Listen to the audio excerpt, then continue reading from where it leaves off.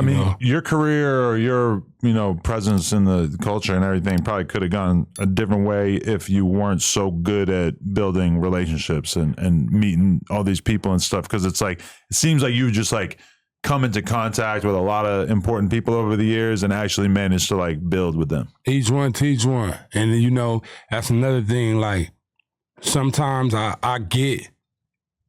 got rapper friends, but we don't do music. We don't base our bonds and friendships upon music. Like me and Lil Durk, we ain't never did no music, but that's my brother. I know if I tap in, he gonna, reach back out. So you never know who we locked in with and we ain't exposing. You know what I'm saying? Because it's like, it seems like once the music get involved, it's fake. You know what I'm saying? So it's hard to really like, I think I like it. Keeping it just, all right, we know what it is. Like, it's love. Like, you know what I'm saying? Compared to doing music and just being a feature that a nigga didn't, felt like they helped you with, whether you, some niggas ain't gonna act like niggas don't be wanting something for these features. You feel me? Sometimes you gotta respect a nigga craft. Like Lil Durk, I wouldn't mind paying for a feature from Lil Durk, even though he is a brother. You know what I'm saying?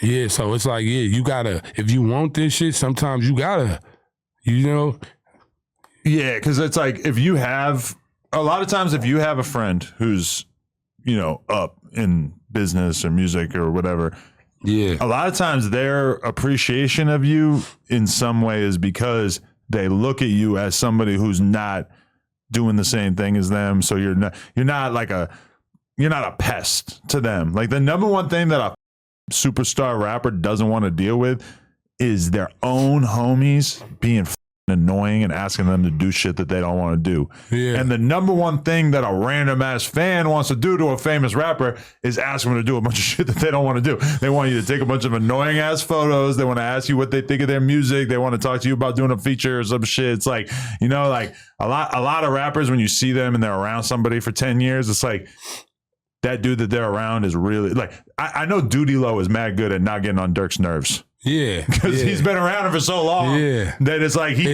knows how to move around him and keep the relationship I think good. What it is people already know they're friends and they already used to him. It's like with this rappers stuff, it's like, how can I say it? Like rappers, like, they already got friends. They already got friends that's expecting features. Right. So when somebody comes that they just met and think we just about to lock in, and it's people who's been knowing you your whole life and they looking at you like, but you don't owe nobody nothing. So some people pick and choose who they want to get this meal to, So it's like that. Like, you got to keep in mind, everybody keep in mind, like, it's people out there with people that loved them before you loved them. You know what I'm saying? Or you knew them. You know what I'm saying? So, for real. Definitely. Okay, question. At some point during this whole Kendrick Drake saga that we've all been observing for the last 6 months or whatever, did it kind of occur to you that you had a role to play in terms of, speaking on behalf of Kendrick's side / the culture in general? Because it feels like at a certain point, I don't know if you've just been consistently tweeting for all these years and I've been missing it, but at a certain point you kind of like realized you had a role to play, it felt like. Nah, you want to know some real, like, I don't think like it's a role to play. I think it's just who I am. And sometimes I can't refuse, like, to just say certain things, but sometimes you gotta understand, like, the internet is undefeated. So you can't beat the internet. You know what I'm saying? And I'm learning that. Like, so I'm playing the game too. You know what I'm saying? And that's what people don't, you know what I'm saying? People will troll all day. People will troll you. You know, people will be negative towards what you're trying to do or whatever going on or you got to say, but it's up to you to entertain it. And sometimes I just give them the bait for them to acknowledge it, what I'm saying. And then from there, it's just bringing more traction.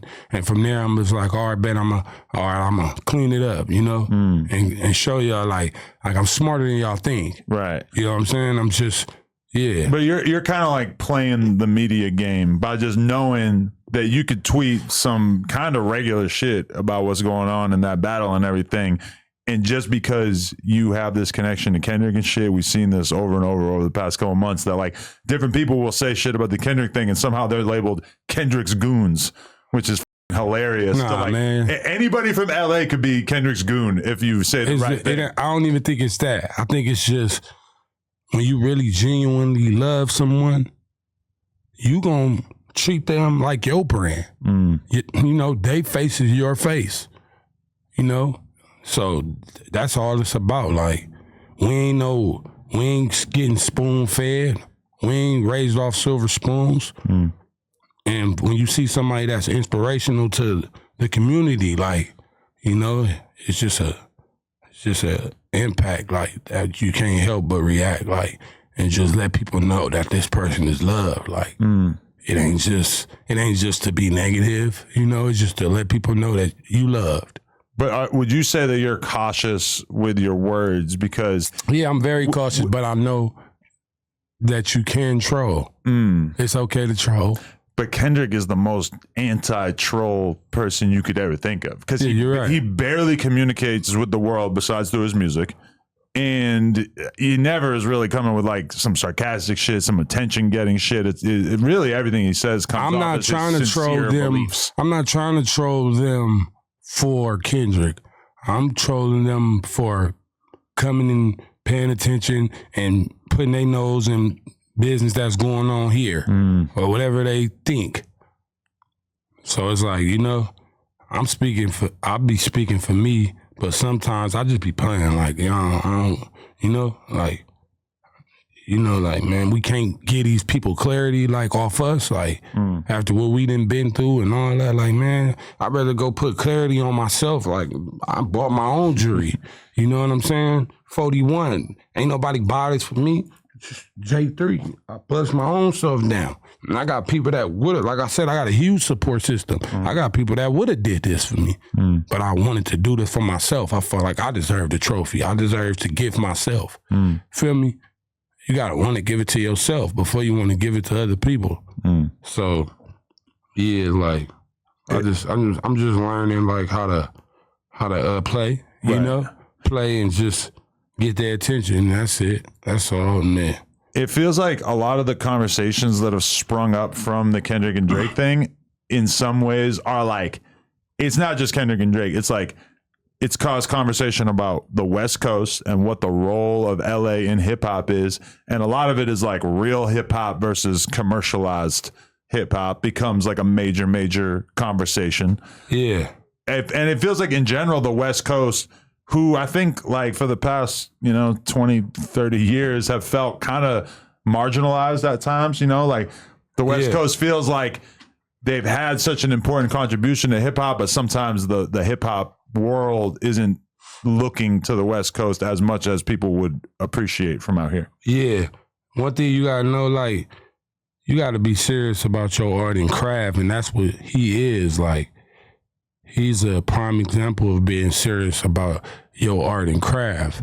So it's like, when you see that, like, you gotta find a way to brand yourself too. Like, you can't, like, what I'm doing don't, like, who I'm next to don't dictate how great I am.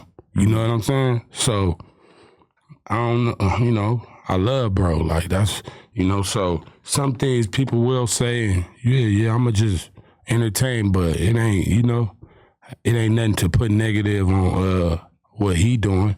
He ain't do nothing but make it possible for everybody to have an opportunity. So we gotta acknowledge that. You feel me? Have you like been speaking to Kendrick about the beef throughout all this? Yes, it was crazy, man, bro. I love bro to where just I don't gotta talk to you every day to represent. You know what I'm saying? What you represent.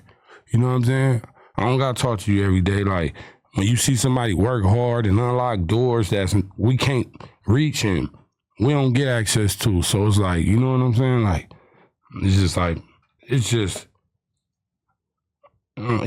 put more confidence in me and what I'm doing and who I am as an artist. Like, shine light on me as an artist. Like, you know what I'm saying? Like, if that's really your friend from back in the day and you run into him or you happen to talk to him or whatever. We didn't talk, but it's kind of weird to make the conversation about the thing that's the most heated, clickbaitable shit right now rather than just talking to him like a person. Mm-hmm. Look, bro, when we talk, we ain't had one talk about this.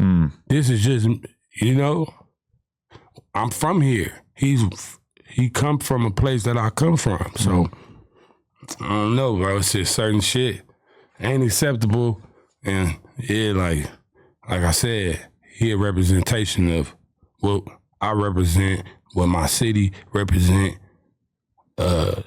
being progressive, like, you know, inspirational to the whole land. United States of America, yeah, America. People misuse America. He know how to make his voice powerful, and he an artist we won't get again. It feels that way? You think there'll never be another artist? Lil Wayne an artist we won't get again. You know? So they just special in their own way. Right. Yeah. It feels like with Kendrick being as silent as he always is, since he just like doesn't really communicate with the public, certain people like you or a DJ Head have kind of like risen up to like take the place of that. Whereas like having the conversations on Twitter and stuff, a lot of people that I hadn't really seen having viral tweets, just consistently having viral ass tweets as a result of the situation. Man, this is all about Hitta. I'm trying to shine light on what I'm doing. Planning smarter out now. Yeah. What happened to that boy? Out now. I got projects. Hitta Man. Wake Up Call 2. You feel me? I'm only in a battle with the older version of me. You know? You know, the old me, I'm aiming to be a better version of myself. You know what I'm saying? Every day, you know, I gotta be better than I was yesterday. In my own way. But yeah, this ain't just about Kendrick. It's about me too. It's about, you know, what I believe in and what I define.